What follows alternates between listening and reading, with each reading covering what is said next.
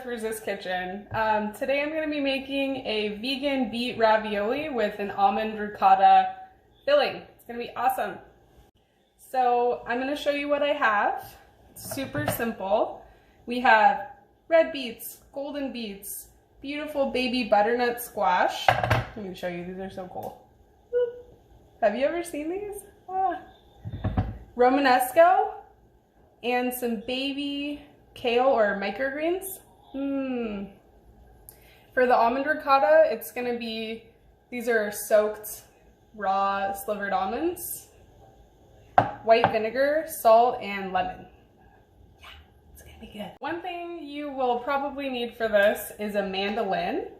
I got this at Ace Hardware, but you can find them at cooking stores, you can get them online, you can get them all kinds of places. Honestly, if I had more time today, I would have gone around to some thrift stores because you can find these at a lot of different places for pretty cheap. This one was like 15 bucks. What's cool about it is that you have different sizes that you can make your slices. You're gonna wanna put it on the thinnest one. There you go. Okay. So my almonds have been soaking for a long time. You usually want to do this overnight. But if you want to do a quick soak, you can just boil some water and pour it over the top and let it sit for maybe like an hour or two. You definitely don't have to let it soak, but it's just a lot better. It comes out a little creamier like real cheese. Okay, so this is 2 cups of raw slivered almonds. What I'm going to do is drain these, throw them in a blender.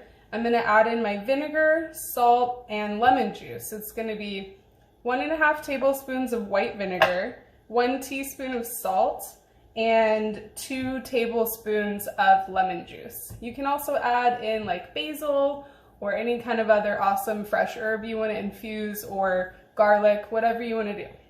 So I'll see you in a sec.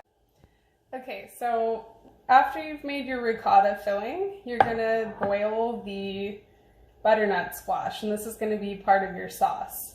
So I'm going to just peel these, dice them, and boil them in water for about 20 minutes, maybe less. If you cut them super tiny, it'll cook really fast, so it's up to you. Something else I like to do, and I want to encourage you to do it, is to save your seeds, because a lot of the time you can just regrow the same kind of food that you just bought at the grocery stores. Okay, so while you're boiling the butternut squash, we're gonna prepare the beets. First thing I'm gonna do is I'm gonna peel them, and then I'm gonna slice them with the mandolin on the thinnest slicing option, which is usually a number 1. I just wanna show you how pretty these beets are. They are so pretty, look. Those colors. So healthy. Okay, so I just made the butternut squash puree. It is so good. I could eat this all day. So basically what I did was I boiled the little baby butternut squash in water that just barely covered them, with 2 bay leaves, a little sprinkle of salt, and a pretty big clove of garlic. Once they were pretty soft to the touch, like you poke a little fork in there, and if it goes through easily, it's done. You just take the butternut squash out, throw them in your blender. Throw that garlic in there too that was in the water. You're gonna spoon in like maybe 5 or 6 tablespoons of the water that it was cooking in. I also added about a 1/2 teaspoon of some vegan vegetable bouillon. It's an organic, there's nothing gross in it. You can leave that out if you want, but oh my god, it makes it taste so good.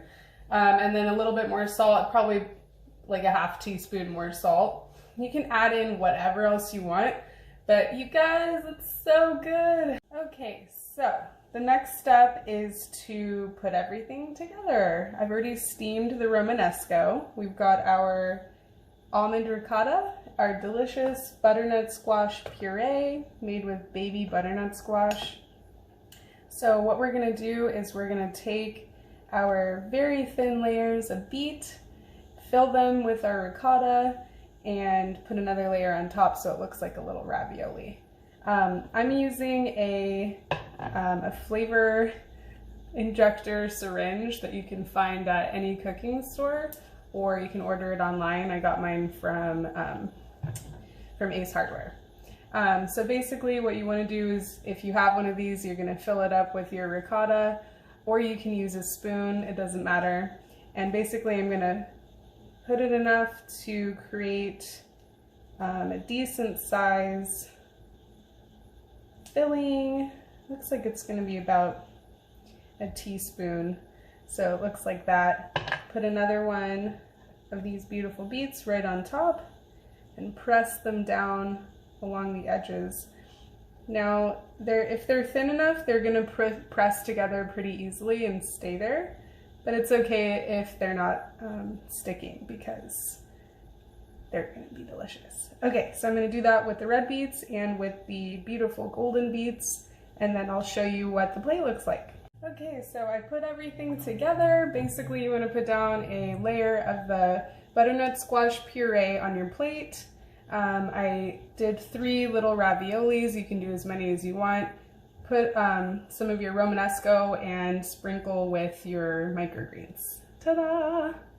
This would be really good if you sprinkled on some almond Parmesan, like some homemade almond Parmesan cheese, which is a vegan version of Parmesan. Maybe I'll do a recipe on that next. Okay, have a good one. So this is 2 cups of raw slivered almonds. Oops. This is proof that it's good.